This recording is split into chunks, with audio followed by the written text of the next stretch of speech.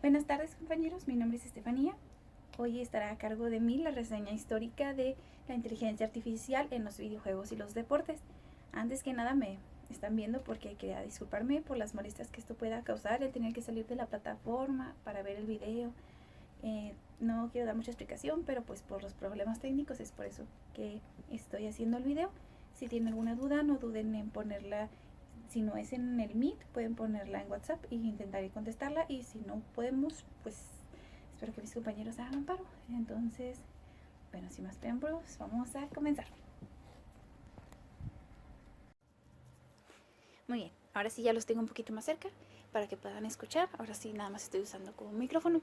Como pueden ver, la reseña histórica va a ser sobre los videojuegos y los deportes de la mano. ¿Por qué? Porque al investigar la verdad es que encontré pues el tema de la inteligencia artificial en un solo ámbito, ¿no? Su manera de evolucionar y todo. Entonces yo elegí este tema, o bueno, esta parte del tema, porque me parece muy importante reflexionar qué hay detrás de lo que ya conocemos.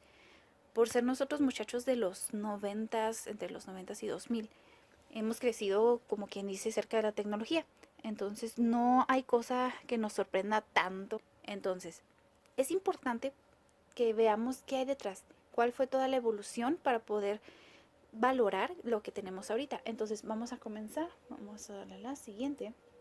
Los primeros años, los primeros sistemas de inteligencia artificial empezaron con juegos de mesa, no con videojuegos. ¿Por qué? Porque eran los años 50. Si lo ponemos en perspectiva, en los años 50, aquí en México la mujer apenas tenía el derecho a votar. De hecho, fue hasta 1955 cuando la mujer votó por primera vez. Eso quiere decir que todavía no votábamos nosotras para cuando alguien ya estaba aplicando en computadora algún tipo de programación para poder hacer algo que hace el humano. Y es que esto se ve muchísimo. La mayoría de lo que sale en la investigación es como el humano quiere poner a hacer una computadora lo que hace el cerebro. No sé si me estoy dando a entender. Lo que nosotros buscamos al parecer siempre es ver que una máquina pueda aprender sola, que una máquina pueda vencer a un cerebro. Entonces eso se va a ver mucho ahorita, más adelante sobre todo. Entonces, ¿cuáles juegos de mesa fueron? En ese entonces se empezó con los juegos de mesa como las damas, que lo hizo Arthur Samuel, quien pues como había creo que un concurso en un pueblo muy cerca de él, decidió que era hora de ponerse a programar una computadora para que jugara damas. Y en realidad pues no lo hizo tan conscientemente porque en ese momento no tenían las herramientas ni se tenía el conocimiento que se tiene ahora, ¿no? Entonces él pues se aventó y lo intentó. Y también en esa misma década es cuando Claude Shannon, no sé cómo se dice, pero empezó a hacer eso con el ajedrez. Es bien importante esto porque él lo que quería era programar una máquina que supiera jugar ajedrez. Entonces, él publicó un artículo donde hablaba sobre eso y pues desde entonces se considera como una de las fortalezas o más bien uno de los cimientos para la inteligencia artificial. Y no sé si sepan, pero el ajedrez ya es considerado un deporte. Es por eso que tiene tanto que ver ahorita, por ejemplo, lo que estoy hablando. Juegos de mesa, que es como el primer paso para los videojuegos, pero también para el deporte, porque después, años después más bien, se determinaría que el ajedrez es un deporte como tal. Luego, en los años 60, se desarrollaron juegos como el Pong, el Space War, y estos estaban basados en la lógica. Para los 70 ya era diferente. Ya no solo era desarrollar un juego y ponerte ahí, no, ya era más bien tener un personaje. Ya en este momento, o sea, 10 años después, vamos a irlo viendo por décadas, en los 70 surgen estos juegos de un jugador contra enemigos, que en este caso ya bastante conocidos por los que somos amantes de los videojuegos, es el CPU, ¿no? Que por eso es llamado así, porque es controlado por la computadora. Bueno, pues en los 70 surge en estos enemigos que se movían mediante patrones almacenados. Entonces, pues sí es un gran paso desde un videojuego tan común como el Pong, que de hecho se logró ver ya después incluso en los celulares que traíamos en los 2000. Ahora no, ahorita ya había CPUs, ¿no? Y en esa misma década, Space Invaders, en el año de 1978, añadió la dificultad creciente y esta respondía a las acciones del jugador. Entonces ya se empieza a ver un poquito más de patrones, ¿no? de cómo son utilizados, etcétera, etcétera, que se asemeja mucho a lo que hacemos hoy en día con la inteligencia artificial justamente en los deportes, ¿no? Como pueden leer, seguimos con el Pac-Man. En 1980 incorporó algoritmos de búsqueda en laberintos, que para mí es muy importante porque el Pac-Man es un juego mundialmente conocido, que de hecho es bastante bueno. Incluso yo llegué a jugarlo en Game Boy, pero más bien era como un tipo Tetris de Pac-Man, no lo sé. Ya después de ese fue evolucionando el juego, ¿no? Incluso se fue utilizando las referencias y todo eso para hacer cosas nuevas. Entonces, en esta misma década, por el 85, sale el primer juego de mundo abierto, que en este caso pues es La Leyenda de Zelda. Sí, hay un videojuego antes, creo que según esto tiene mundo abierto, pero pues no es como lo trajo el juego de Zelda para su tiempo, ¿no? Y que vino a cambiar un poquito la forma de jugar, de cómo ve el jugador el juego, porque ya no eres solamente un personaje haciendo una acción repetitiva o algo que ya tienes establecido, sino que puedes tomar tus decisiones. Entonces, pues es importante porque la programación cambia ahí también, ¿no? Pero no me quiero meter mucho en ese tema porque yo soy una verdadera fan de eso, pero no, hay que continuar, porque en los 90s hay mucho, mucho de qué hablar, una gran década diría yo. Entonces, como les menciono, Dragon Warrior sale siendo el primer RPG que permitía variar las rutinas de la inteligencia artificial de los enemigos durante las batallas. Y pues en esta misma década se da el boom, ¿no? Como pueden leer, de los nuevos géneros y las nuevas técnicas de inteligencia artificial. Como pueden ver, es máquinas de estados finitos, redes de neuronas, computación evolutiva, etc, etc. Y esto es bien importante no solo por los videojuegos, porque ya llegamos a lo mero bueno también, los deportes. Y algo, en todo lo que puedes leer de la historia de la inteligencia artificial, se puede ver la mayoría de las veces una sola meta, un solo propósito, que es el principal, ¿no? Que la máquina le gane al cerebro. Y es lo que vamos a ver a continuación. En la siguiente diapositiva, como podemos observar, está máquina versus humanos. Muy importante para mí, en lo personal, que me puso así como que bien en contexto, qué es lo que han hecho, ¿no? Tenemos que en 1996 Deep Blue, la supercomputadora Deep Blue, fue creada por IBM y vence al campeón del mundo del ajedrez Gary Kasparov. No sé cómo se dice eso. Ya lo había mencionado uno de mis compañeros, de hecho. Y como mencionan, él había estado jugando con esa máquina meses atrás y le gana, ¿no?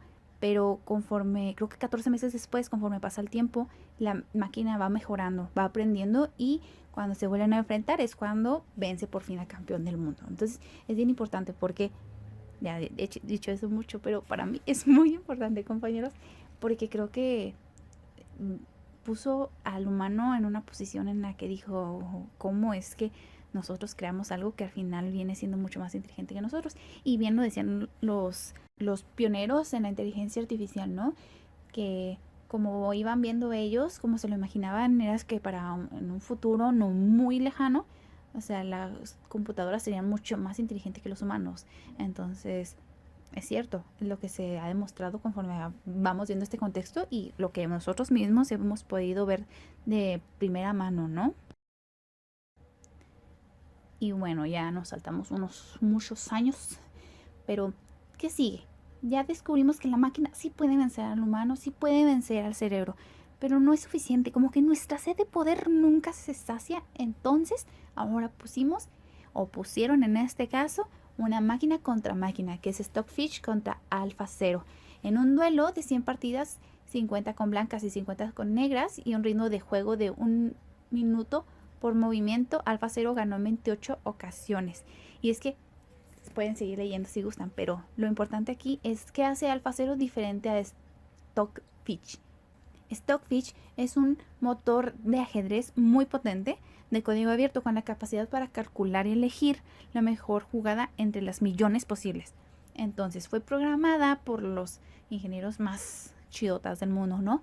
Pero AlphaZero, por otro lado, ¿verdad? Es un programa que ya no está basado solamente en el conocimiento de sus programadores, sino que tiene esta capacidad de autoaprendizaje, lo que hace que conforme ella fuera jugando consigo misma, fuera adquiriendo todos estos conocimientos. Entonces, pues en tantas partidas, según cuentan aquí en internet, que jugó durante 4 horas en casi 5 millones de partidas sin ningún tipo de ayuda humana. Lo que quiere decir que esto fue suficiente para que pudiera adquirir los mismos conocimientos que un ser humano habría alcanzado en casi 1400 millones de años. Es una máquina súper rápida. Estuvo tanto tiempo jugando consigo misma que aprendía, o sea, entonces, ¿qué hace esto? Hace que sea mucho más potente, que sea mucho más, pues, pro. Y es que aprendió tanto sola que llegó un momento en que los expertos no sabían por qué hacía ciertos movimientos en el ajedrez. Entonces, es muy impresionante ver cómo es que avanzó la tecnología en ese campo, ¿no? Que pues empezó siendo como una de las bases para ayudar a los videojuegos con la inteligencia artificial, pero también terminó siendo una de las bases para el deporte, dado que, como les mencioné anteriormente, el ajedrez se volvió un deporte. Más bien fue reconocido como tal. Entonces, esa es la diferencia que estaba entre Stockfish y AlphaZero, que una fue hecha por los programadores y su conocimiento se adquirió de ahí, del conocimiento realmente humano, y la otra aprendió totalmente sola, luchando contra sí misma, de hecho. Y eso pues fue solamente hablando del ajedrez, ¿no? Que fue lo que primero comenzaba, que fue lo que inspiró a muchos a programar. Luego, pues viene algo diferente. ¿Por qué conformarnos nada más con el ajedrez, pudiendo empezar otra cosa? Bueno, pues fue en 2017 cuando Libratus empieza, pero ahora con el póker. Vamos a leer. Una competición donde un software de inteligencia artificial logró derrotar a los 4 grandes profesionales que se enfrentaron a él en la modalidad de Heads Up de Texas Hold'em, entre ellos el jugador profesional Tom King. El ajedrez desde un principio era estrategia, era programar movimientos, que la máquina empezara sola, pero pues en un momento dado se decide intentar esto con el ajedrez, y que es lo primero que dice uno de los mejores jugadores del mundo, ¿no? Pues es que el ajedrez es como movimientos bien específicos, pero ya el póker no solamente es estrategia, es también intuición, el ver al otro jugador, el poder ver sus expresiones, o sea, es mucho de hacer una imagen de ti mismo, ¿no? De hacer como que una apariencia para engañar al otro. Entonces, pues lo primero que pensaron es que una máquina no podría hacer eso, ¿no? Dado que pues en realidad es un juego de información incompleta. O sea, tiene que ver, como les repito, como el instinto. Entonces la habilidad para engañar al rival son importantes.